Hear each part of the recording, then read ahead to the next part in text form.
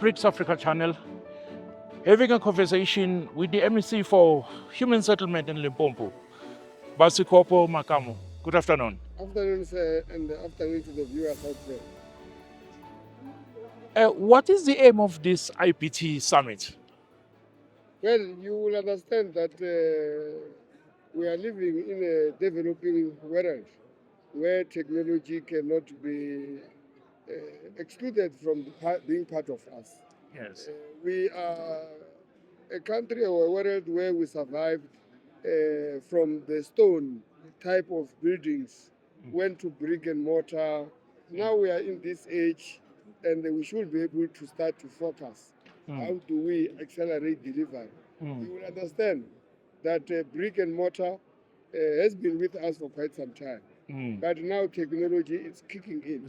And with this innovative building technology should be adapted, should be acceptable, should be considered so that we can be able to, because the brick and mortar as well, is now being outclassed by the rapid development within our communities. Then certain things will have to be considered. I'll ask a generic question. What is the role of your province and localities, and how can they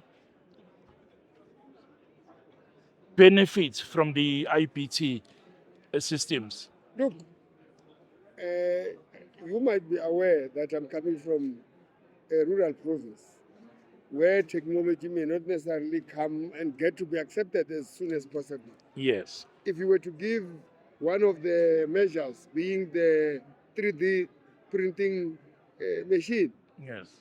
where it will just be the machine constructing a house, we should be able to look how to local economic benefit out of that in terms of the supply of the material and all sorts of things.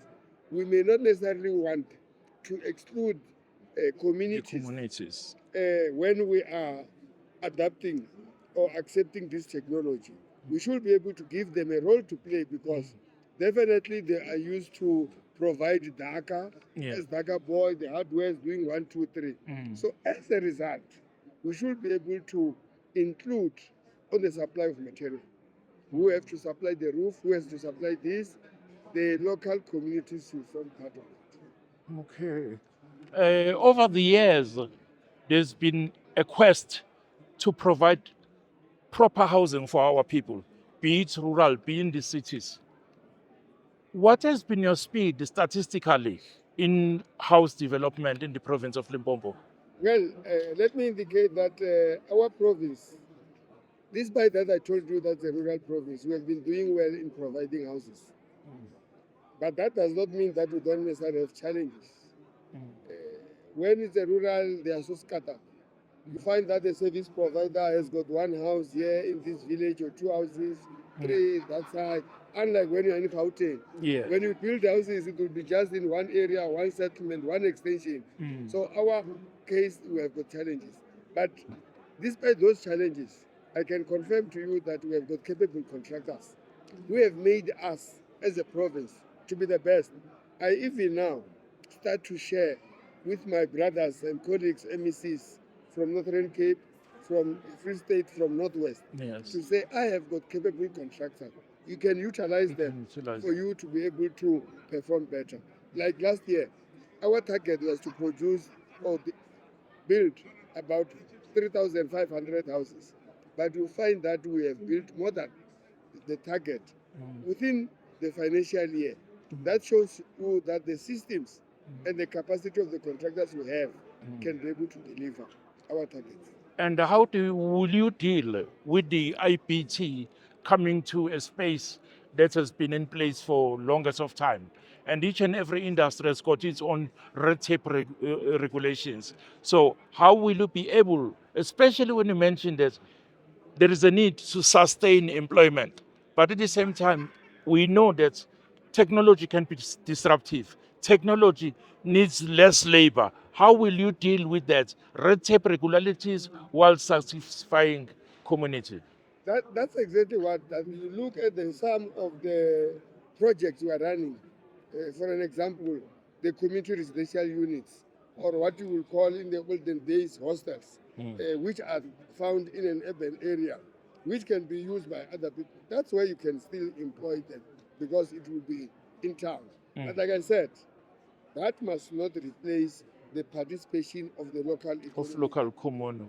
Because if that, definitely people will not be acceptable. The IBT will not be adaptable to our communities. We should say they will be the ones who will supply the material. Yes. They will be one who will participate in this or that. If you take out the provision of labor by local communities, what is it that you are bringing so that they can be able to form part of that? That's what we require to do. Now, let me be the devil's advocate here. What will stop the IBT Summit and the resolutions that were taken? We had a wonderful speech from the president. What will it stop it from being just another talk show?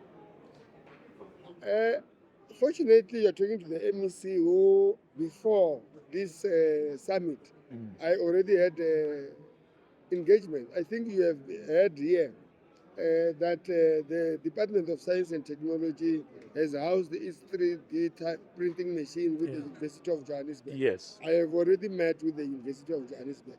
Just to have the details, I was about to sign a contract with them to see if I can necessarily utilize so that we can be able to pilot it and be able for communities to see what is it that is happening here.